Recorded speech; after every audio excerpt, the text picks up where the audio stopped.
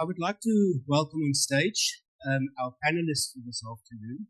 So I'm going to call them one by one because I've got quite a lot to read about them and tell you who they are and what they are doing and so on. So I'm going to start with Dr. Nwanga Palama Mori. She told me that commonly known as Margaret in the audience, but Dr. Mori is highly experienced and a motivated specialist in this area. She's got a proven track record of successful leadership and management. She demonstrates the ability to deliver results in challenging environments. And currently, Dr. Mori is the Director of Information and Knowledge Management at the Gauteng Legislature. Dr. Mori, welcome.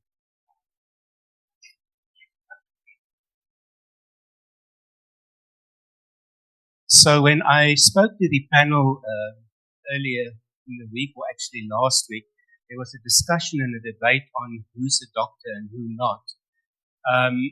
So I'm glad that we have kind of a mixed audience today. So we have got two doctors, and two misters that will soon be doctors. So currently I know that Kagiso Kagiso, will you also join us? Kagiso Mabe is a soon-to-be doctor, currently heading up the Department of Information and Knowledge Management at the University of Johannesburg. Apparently, in the upcoming week, something great will happen. He will be defending his PhD, which includes themes around the fourth, fifth, and sixth industrial revolutions. So I'm glad to hear that there's a sixth one already, because I think everybody got like stuck on the fourth one. I have no idea what the fifth one was all about. Anyway, he is passionate about collaboration and also the effect that collaboration have on change. So, Dr. Marby, welcome to the stage. Or Mr. Marby, soon to be doctor. Then a person that you have met already this morning is Dr. Tinus Becker, currently the GM Applied Research and Knowledge Transfer at the Rainwater Institute. He has explained to all of you this morning what he is doing, and I think it's incredible work that you're doing, Tinus. Thank you very much for sharing this morning. But his experience spans over 34 years. I think that's a long time being involved in an industry like this. So a lot that we can also learn from Dr. Tinus Becker. Apart from being involved in knowledge management, he also has a background in ICT, corporate governance, records management, document management, as well as shared services. Dr. Becker, welcome to the stage. And then our last and final panelist, also a soon-to-be-named doctor, is Mr. Kulani Chauke. Kulani is currently the Senior Manager, Knowledge Management and Organizational Learning at the IDC. For those of you that don't know, the IDC is the Industrial Development Corporation based in Sandton. He has been with the IDC for the past 13 years, and he has in-depth experience on knowledge management, strategy design, implementation, information management, and leadership solutions, amongst others. Dr. Kulani, soon to be Mr. It's Mr. Kulani, soon to be Doctor. He got me there. Anyway, these are our panelists for this afternoon. Welcome, everybody, and thank you for your time that you decide to be part of our panel. I'm sure our colleagues in the audience is really going to enjoy the discussion. I will be facilitating the discussion, but before we go there, I just have some kind of an introduction that I would like to read to you. Unfortunately, I realized that there was no printing facilities here this morning, so I have to read it from my phone.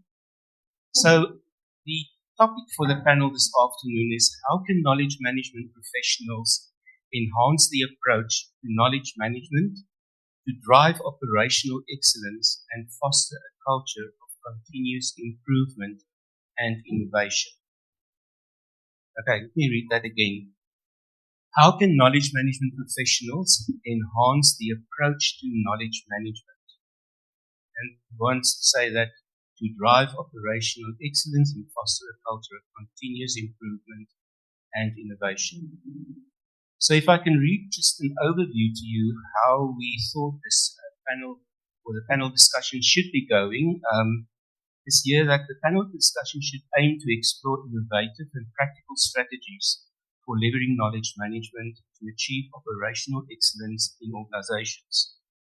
With rapidly changing business environments and technological advancements, KM professionals play a pivotal role in ensuring that knowledge is not only captured and shared, but also integrated into organizational processes to drive efficiency, innovation, and continuous improvement.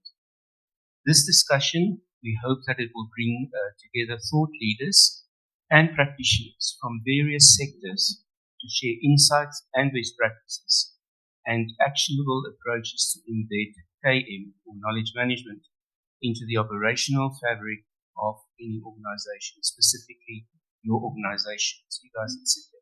So I really hope that we will be able to achieve your expectations. Our expectations is definitely that we walk away from this discussion having had the shared understanding of how knowledge management can direct and contribute to operational efficiency and excellence. We also hope that we will be able to identify the key enablers and barriers of integrating knowledge management in operational workspaces.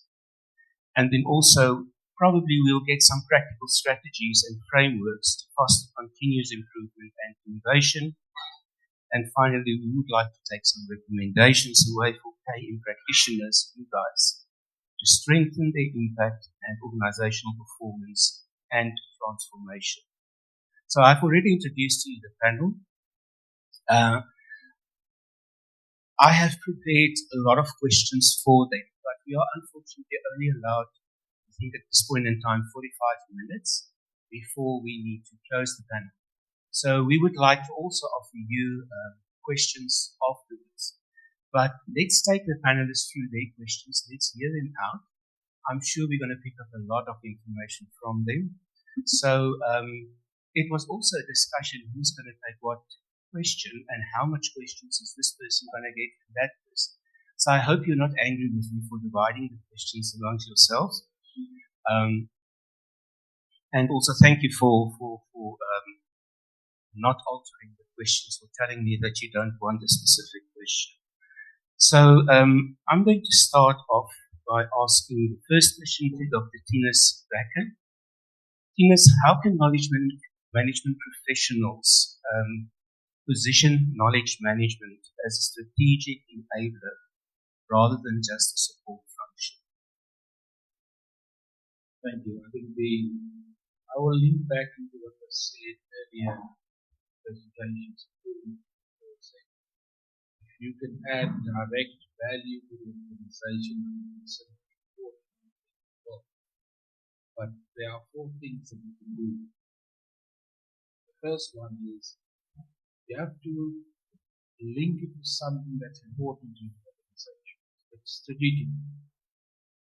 In our case, the summary of my strategy is risk-based innovation-driven strategy.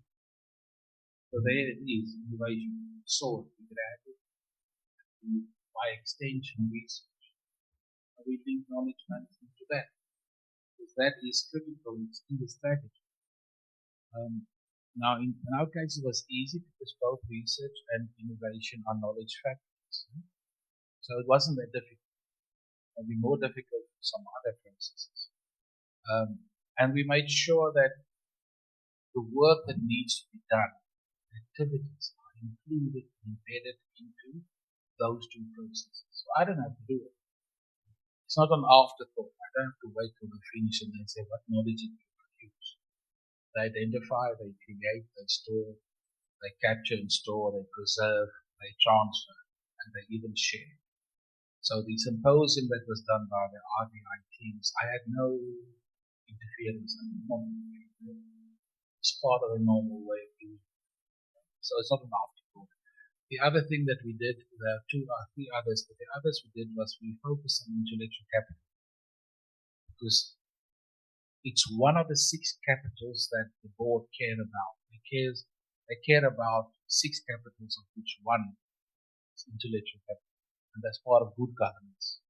And that ends up in the annual report. So it's disclosed there. In there will be things like talent management, will be research, will be innovation and knowledge management. So some of what you do would become important to the board and you will end up in not everything, they are quite select.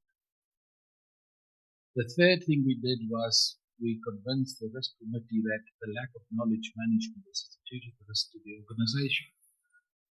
Now there are typically between 50 to 20 strategic risks that will prevent you from achieving your strategy.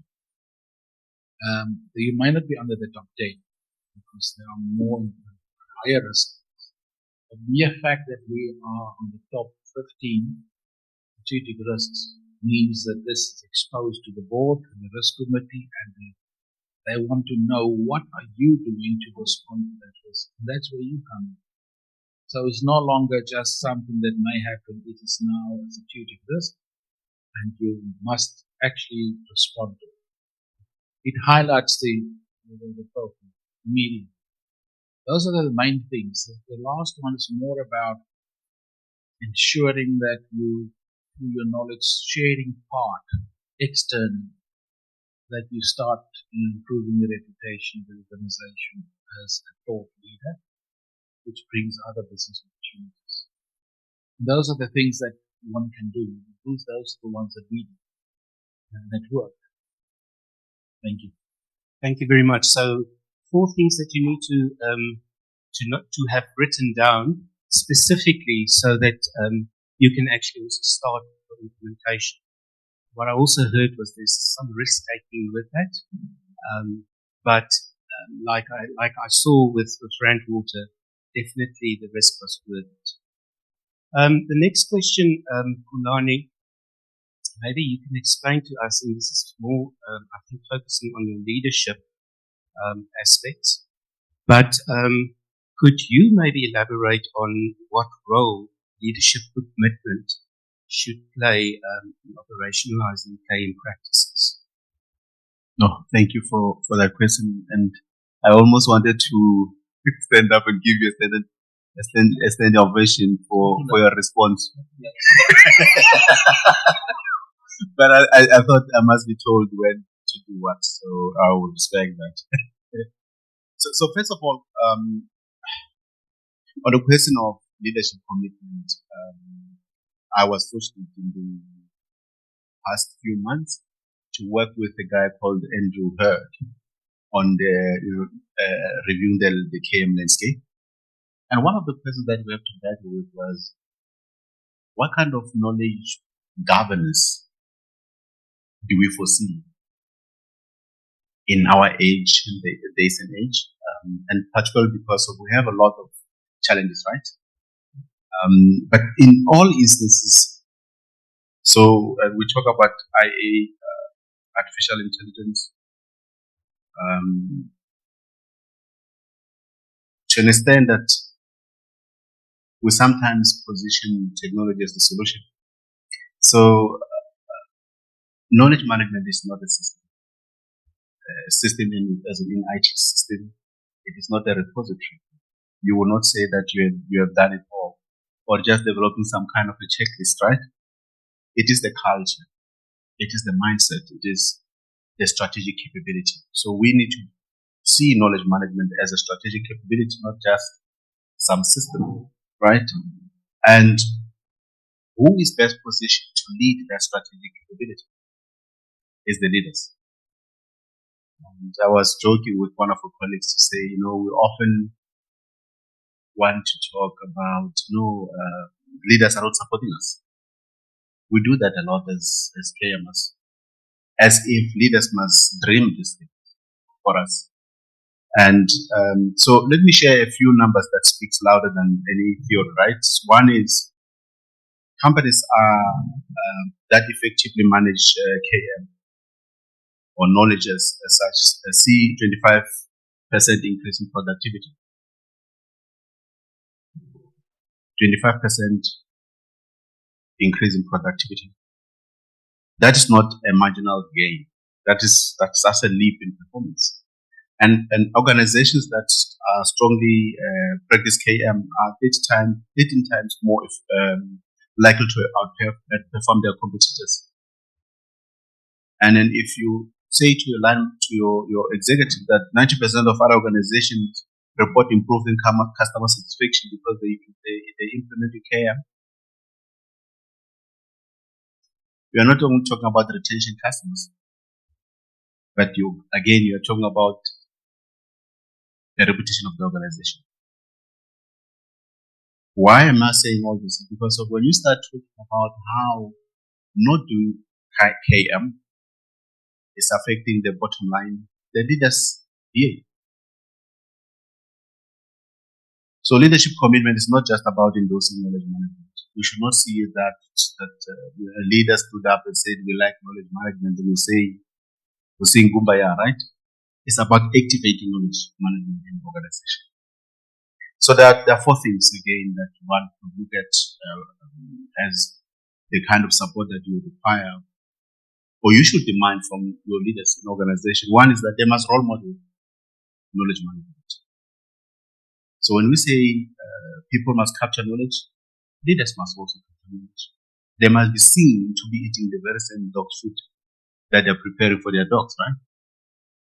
So people do not do what you say, they do what you say you do. If leaders aren't sharing knowledge, they're not documenting lessons, they're not using the insights, and then they say you must do it, will you do it? In the organization that I work for, we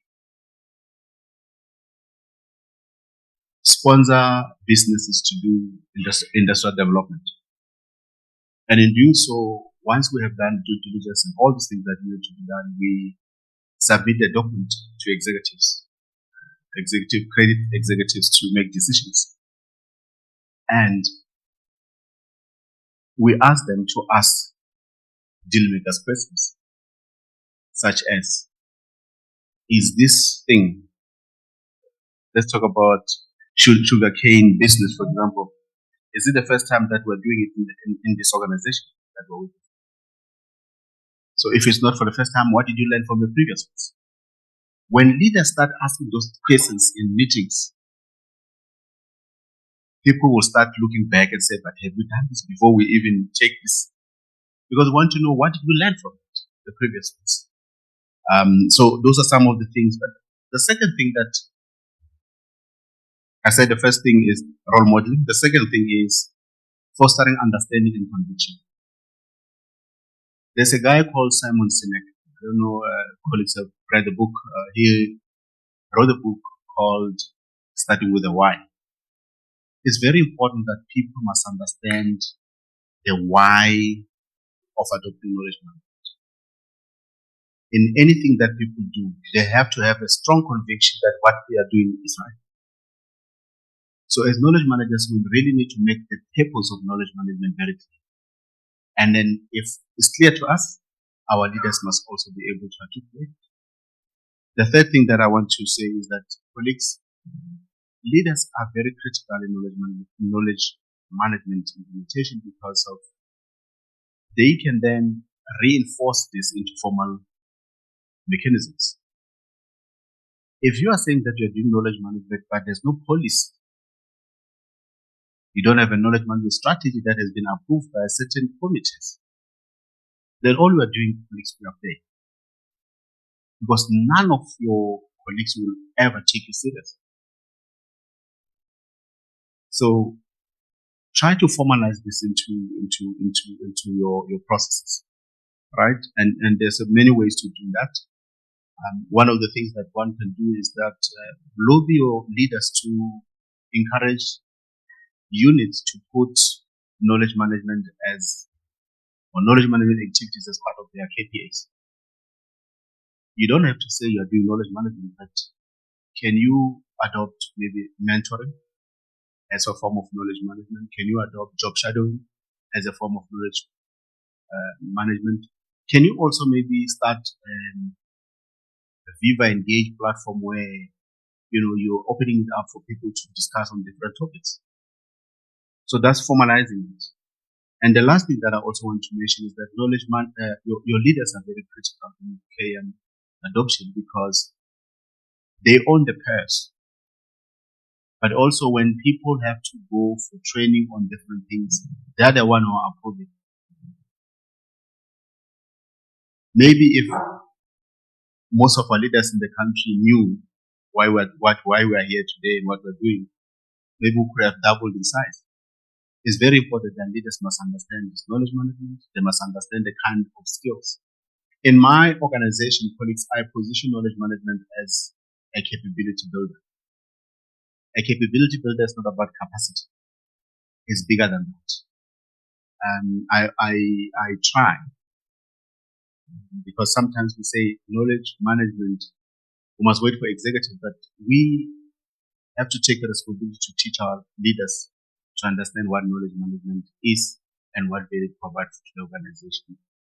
If need be, write it out for them in their slides that they talk to big boys and girls in meetings. To say, read this one out.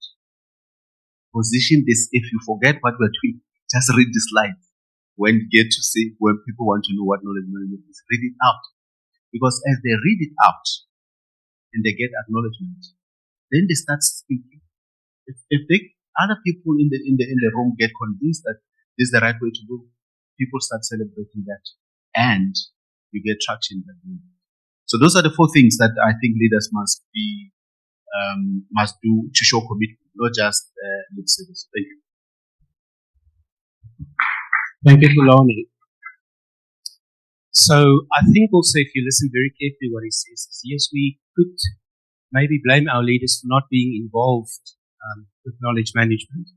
But if it doesn't start with us and you don't ask the why am I doing this?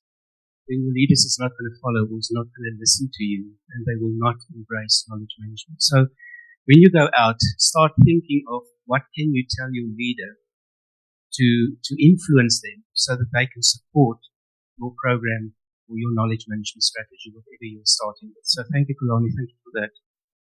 The next question, this phone of mine keeps on going off. So the next question I've got is a question for Dr. Mori, and the question relates to KM initiatives. So my question is, how do we ensure knowledge management initiatives are embedded in daily business processes rather than just siloed projects? Thank you. First, I must start by thanking KMSA for allowing me to sit here as a panel. I'm sitting amongst me, and I'm sitting with wisdom amongst me. Just in trying to please manage my time, I can talk forever. I'm not going to repeat what was said by the previous speakers, because it's like we planned and we did not, but it's like minds. Clearly, we know what we're doing. So, coming out of the strategic planning, remember there was a mention that when we plan, that is where you must position yourself. You don't wait until somebody comes to tell you that we have a problem with that. But as you're waking, you need to pick up pain points and then start seeing them, so that when you go to strat plans, you are able to fit them into the picture. So out of that, remember, when you have a strategy, you have a goal to say this is what we want to do. But then in the how is, then we come up with an annual performance plan. I think you all know.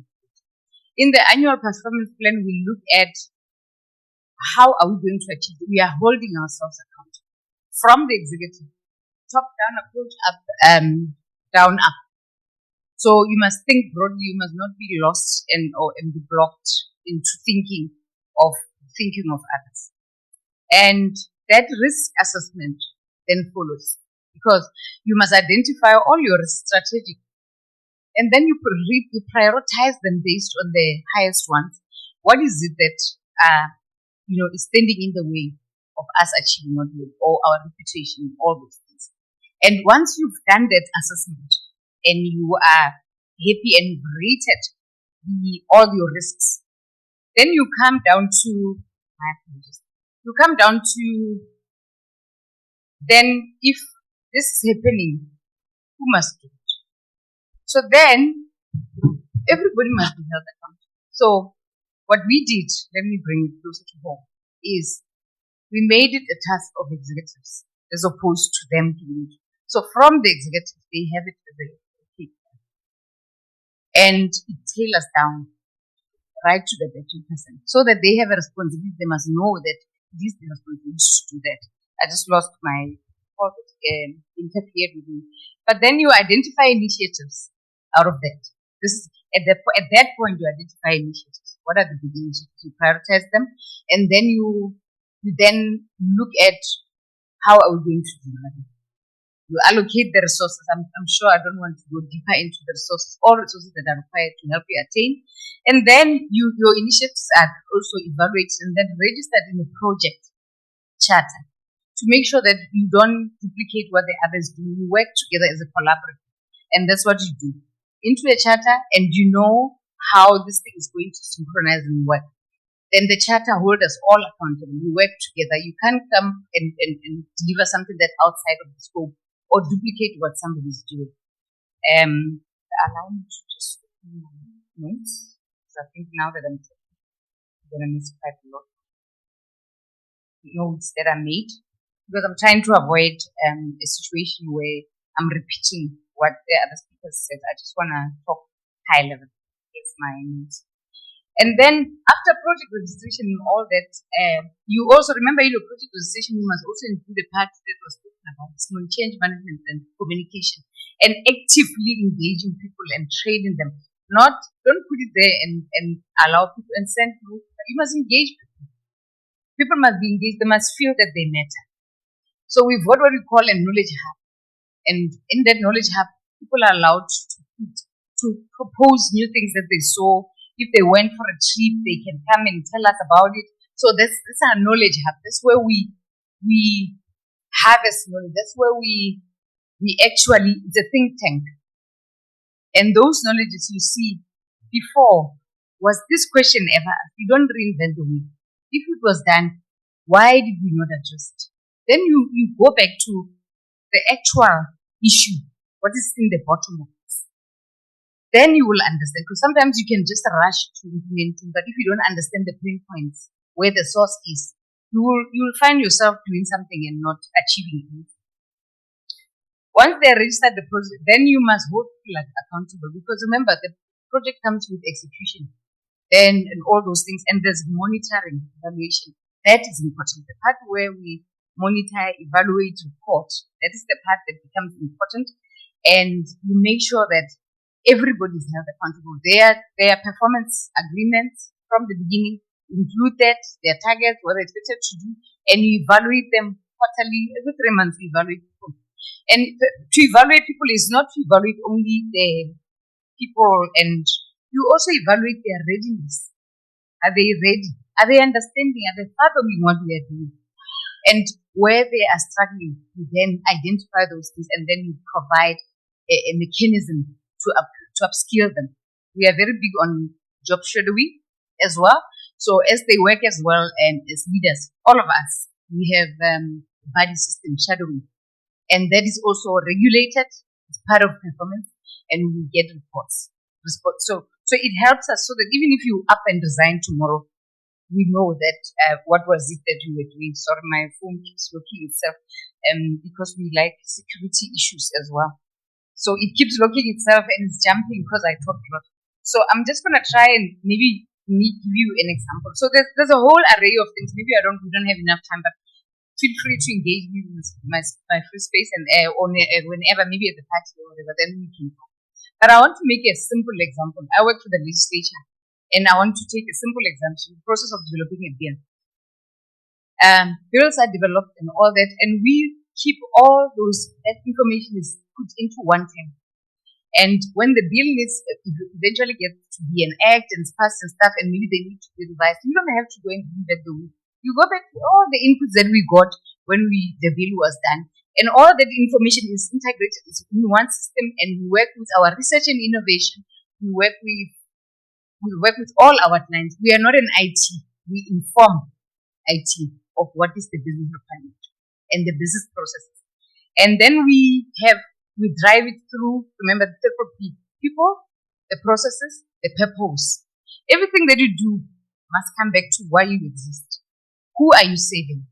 Don't do things for yourself. Do things for the purpose. So as legislators, we play an oversight role into making sure that the government deliver the services that they promise to. And if they don't, we go for them.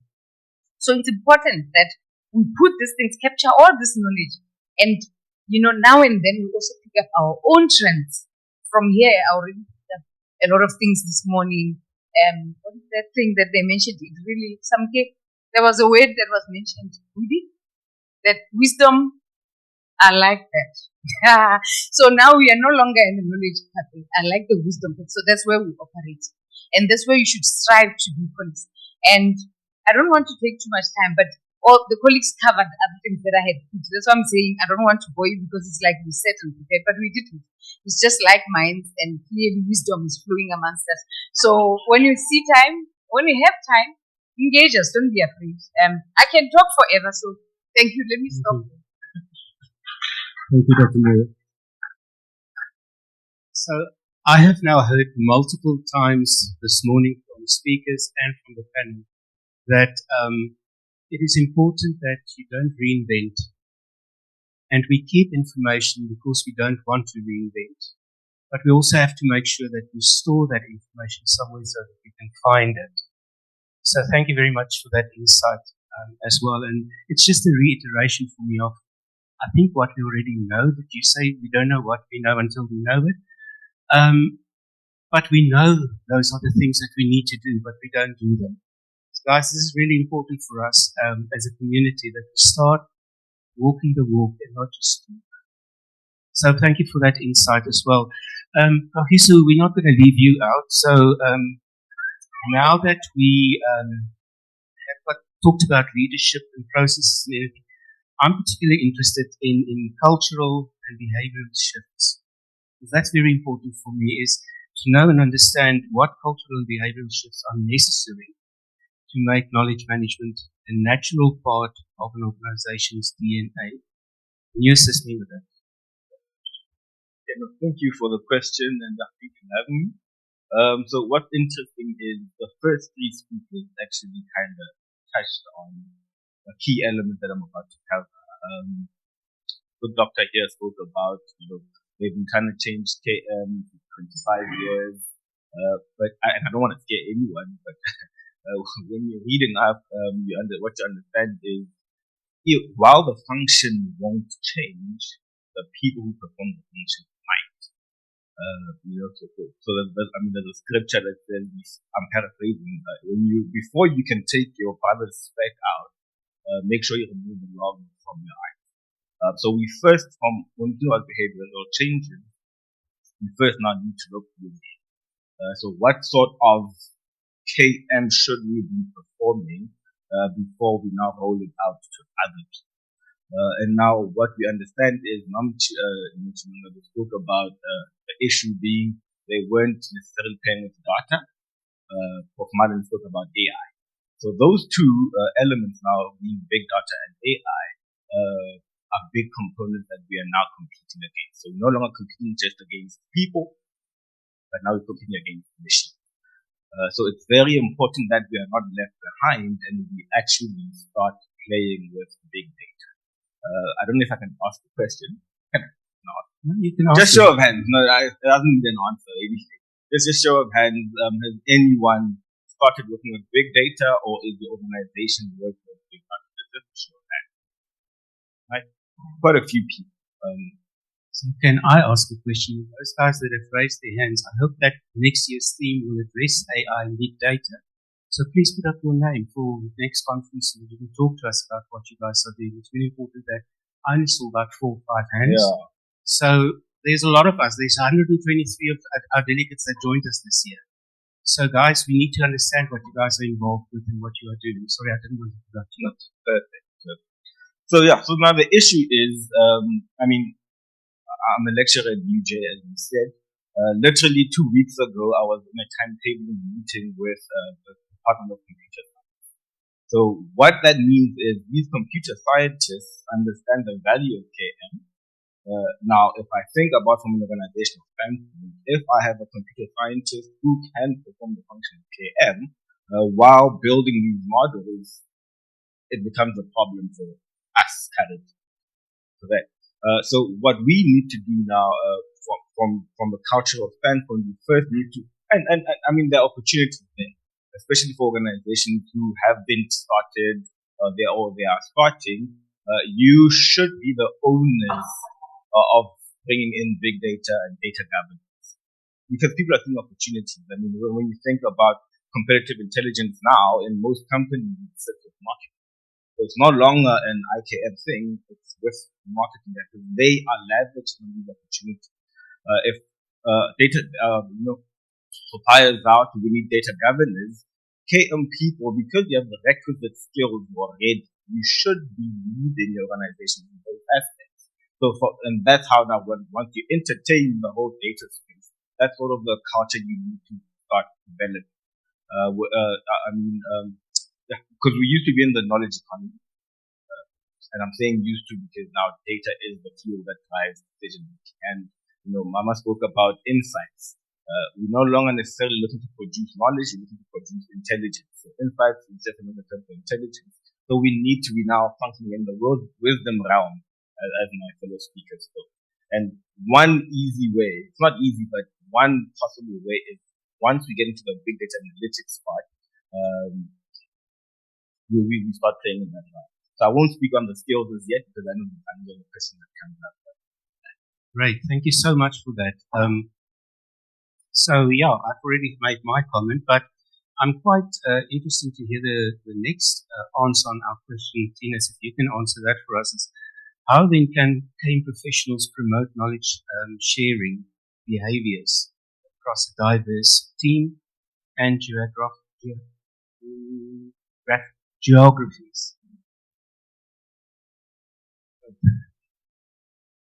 There are three things I can mention. I think the first one is the fundamental one. It's really foundational. And it's the key to any change management exercise to reduce resistance to change, and that's trust. And when I say trust, it means trust in you. The knowledge management person comes to someone to say, please share your knowledge. If they don't trust you, they don't know what your intentions are. They're going to clamp down and you never get anything. Because of their power that they don't. So there has to be a significant level of trust, and you must be clear in the beginning what is your intention. Because these days, if someone approaches you, is either to steal your knowledge, claim it for themselves, or even worse, perform a hostile takeover of their function. And they see that happening. There's no way. Even in the institute right now, we say we will try and not take over stuff. Try and work. And then they open. Otherwise, forget it. Once that is done, I think then there are two other things you can do. The one is it goes hand in hand with the trust and your intention, is you have to give them the recognition. So when something is shared, it is now in a university, that's a rule. It's not even a guideline. But in corporate worlds, it's not a rule. Because this knowledge belongs to the company anyway. So when you have someone that shares something or go and do a presentation, just make sure that they get that recognition. It's theirs. And the third one, you have to give them a good platform, an opportunity to do so. If you do those three things, it's very seldom that I found people are not willing to talk about themselves and how good and amazing they are. There are exceptions, but most people will be very happy to do so. If they're not willing, then maybe you should be worried about the knowledge they do have. Maybe it's not as good as you think. But the last thing I think is also there's a practical issue. In a single organization, communities of practice, for example, knowledge sharing, it doesn't work that well because we are already structured according to communities of practice. So the scientists are all sitting in one area. They don't have to share that knowledge with others. They share it amongst themselves. Engineers are sitting on one side and they have little silos, which their silos come into the back. And they will share the knowledge amongst themselves. So there's really little opportunity to really share your knowledge with someone else who actually understands what we're talking about. But the benefit of it comes when you talk about multiple sites, multiple entities, where each of them has the scientists, and they share the same problems. So they can share the knowledge with their counterparts in other organizations that actually understand what we're talking about. And they might find a novel solution for the problems that they come across. So the value there, I think, is really the geographical area issue with different companies with the same duplication of disciplines or subjects that have common problems. That, I think, is where there's good opportunity. But for me to sit and listen to what a scientist says, I will be asleep in 5 minutes. I have no idea what they're talking about. They do. Things of interest to me. I think it's very important that we almost must leave the subject matter experts to do their work. And we can just tap into that and try and make it accessible and understandable to the rest of the organization. I was also interested, Dr. Mori, you mentioned KPIs or KPIs. Is there a metrics or KPI that actually demonstrates the link between knowledge management and operational excellence? Thank you. I'm going to try and follow the question. So what we do, the metrics, it's about efficiency and productivity metrics. This shows you how KM can reduce duplication and amount in time that you take to search for something, and the frequency of documents and templates and all that, and then you learn. So it's about efficiency and productivity.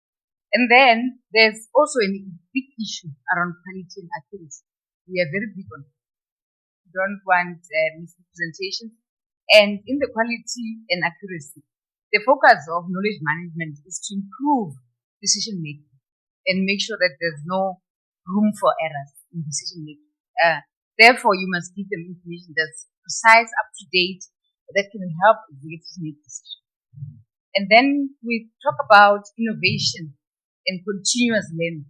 That is something that you need to do through fostering a culture of learning. And for example, improvement initiatives driven by insights from KM systems. And when I say systems, I'm not talking technology. I mean the whole thing. Governances around it, all those things. So it's a process. Technology enables that. So it's a whole lot of things involved. So when I say, usually people, when you say systems, they automatically think you're talking about technology. That's not how it works. Technology enables afterwards. And then just the last point, I know we are out of time.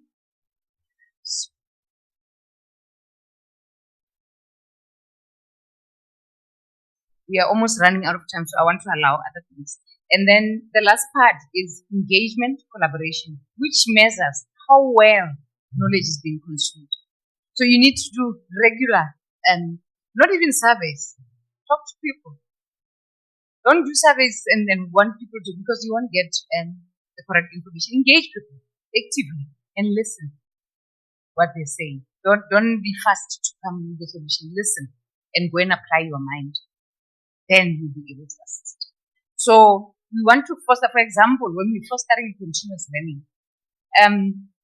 The other part, the last part about the engagement and collaboration. So knowledge management platforms use matrices, logins, contributions, downloads, active users, growth, activity levels, and whatever. But at the end of the day, operational excellence is achieved when knowledge flows seamlessly across the institution, empowering individuals to make better decisions, innovate, and continuously improve.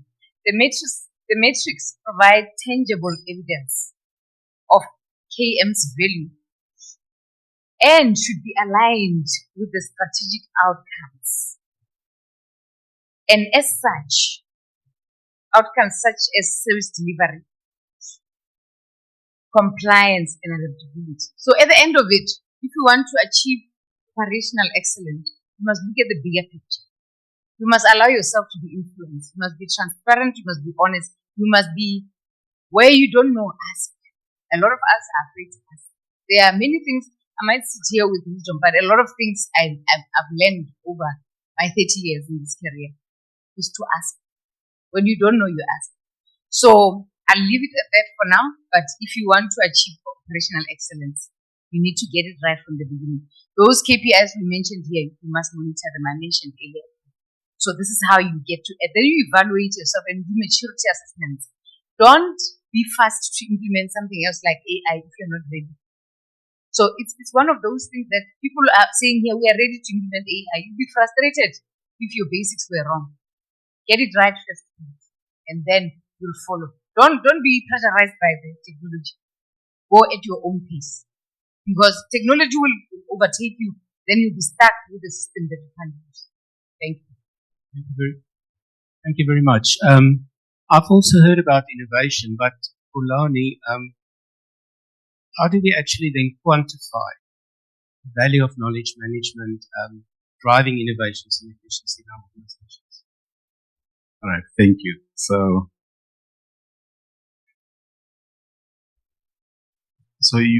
you know, Dr. More spoke about the KPIs, and I think the story does not end there. We really need to think about the impact, because the impact is what the people see, is what the people enjoy, and then the impact of these KPIs that we're talking about should be translated to something that is perceivable and tangible, at least from a management perspective. So, to truly drive operational excellence and foster a culture of continuous improvement and innovation through KM, we must really shift our mindset from managing information to really nurturing your wisdom. And I know this one, Dr. Benny there will love it. You know, Professor Munaka taught us that knowledge is not just data. It is living. It is a breathing entity that thrives in human interaction. So this knowledge that we have, it cannot be translated to me feeling. Let's take an example of a customer. The value of knowledge management is not in us sharing knowledge, capturing knowledge and stuff like that. Is the customer feeling recognized and getting a quicker response from us. That's what will make the customer happy. Not the fact that we have a database of 3,000 documents. That does not mean anything to a customer. What makes sense to a customer is his problem has been solved quicker. Then we can come back and celebrate. Is because of we have so much information about you.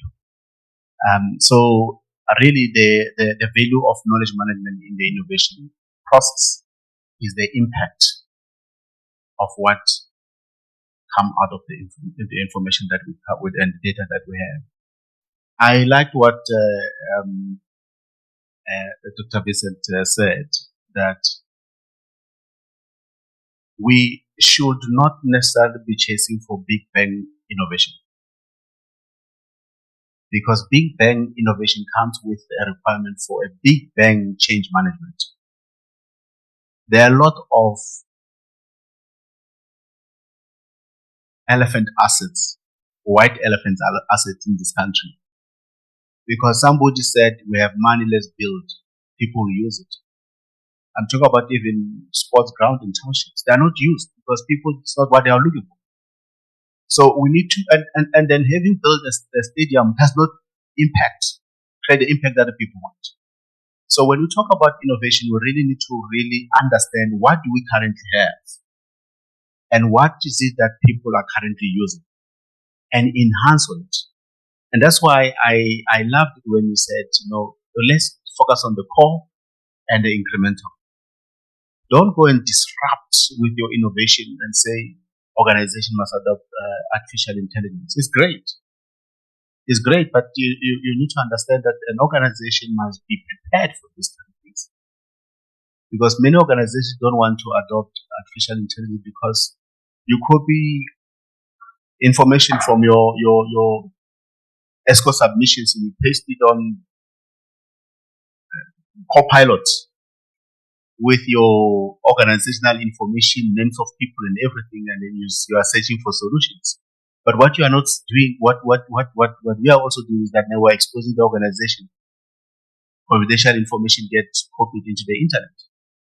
And people said we don't want this artificial intelligence because of the way we behave. So let's start from the basics. Let's teach people how the impact of such information being shared in that way. So innovation should be incremental. Otherwise then you disrupt too much, and whatever little that you're trying to do is seen as risk, not as an opportunity. Thank you. Thank you, Polani. So I've heard quite a lot of things around innovation, strategy, strategic designs, a lot of skills that I think some of us don't have. So my question, Professor, to you is, and this is our last question, I would like to know what future skills should we as knowledge management professionals,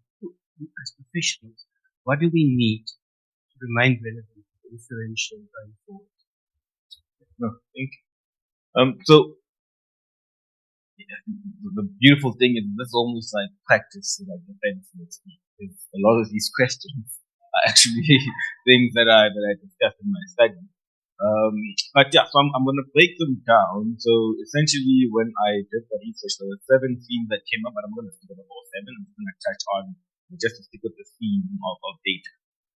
So firstly, I'll touch on the soft skills. Number 1 is obviously adaptability. As these new technologies come up, we must be malleable. We cannot be stuck on what we know. What's familiar is easy, but we cannot be stuck on that. Second is self-discipline and self-motivation. If you're still waiting for someone to come push you, competition is too tight now. You need to wake up and push yourself.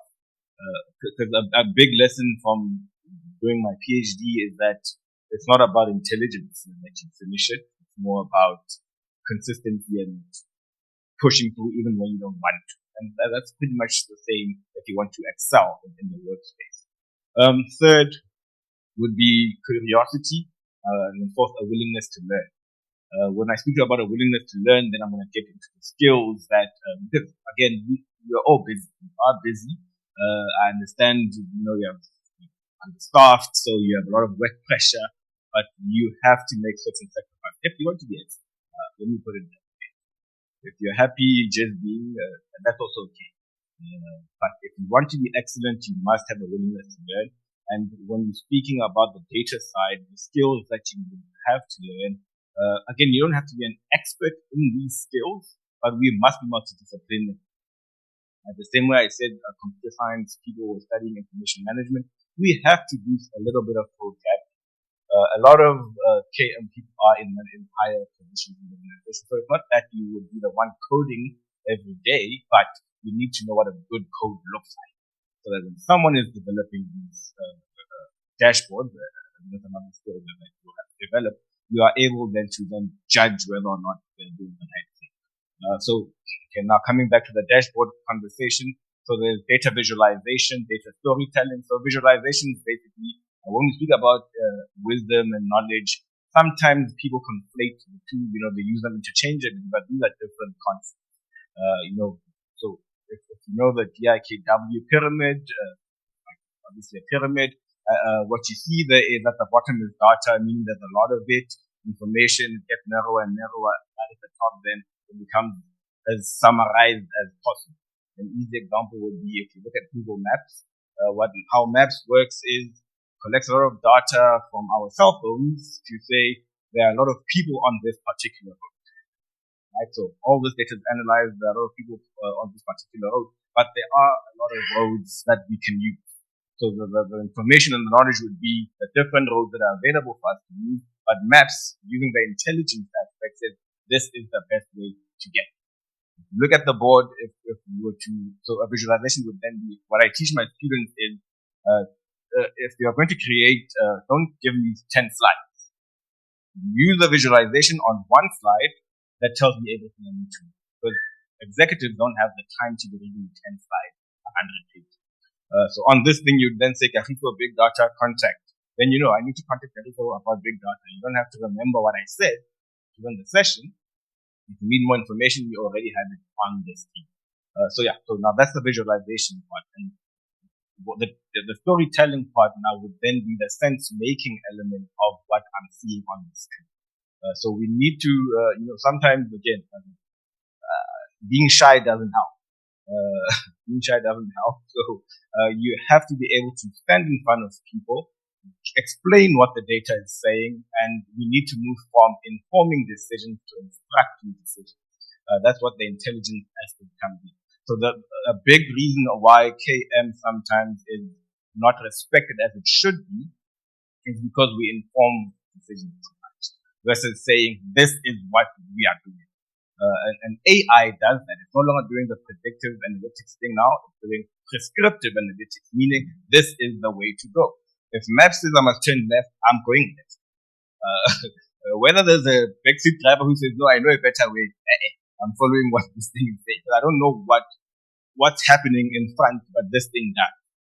So we also need to reposition ourselves. And the only way we can do that is if, again, we get back to the whole data.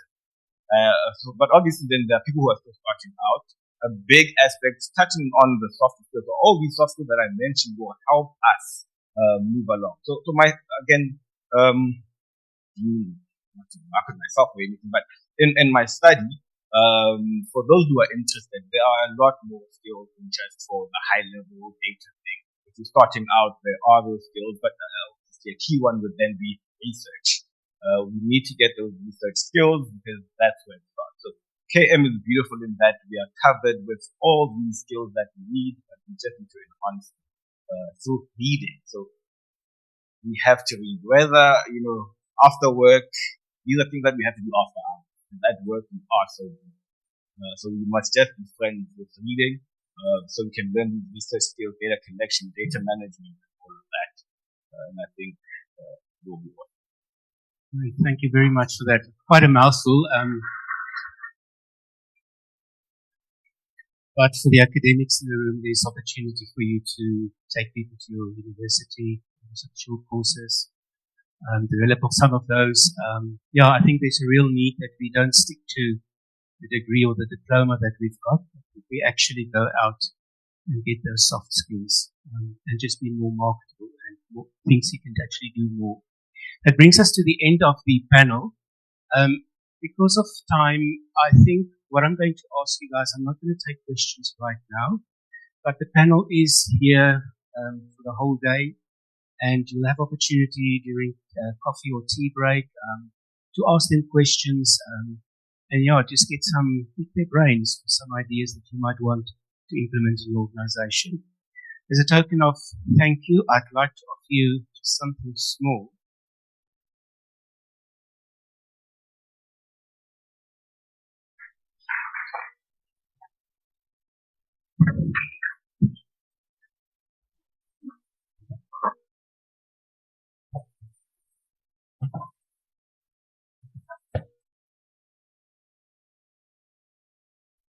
And then I think it was quite an insightful panel for me.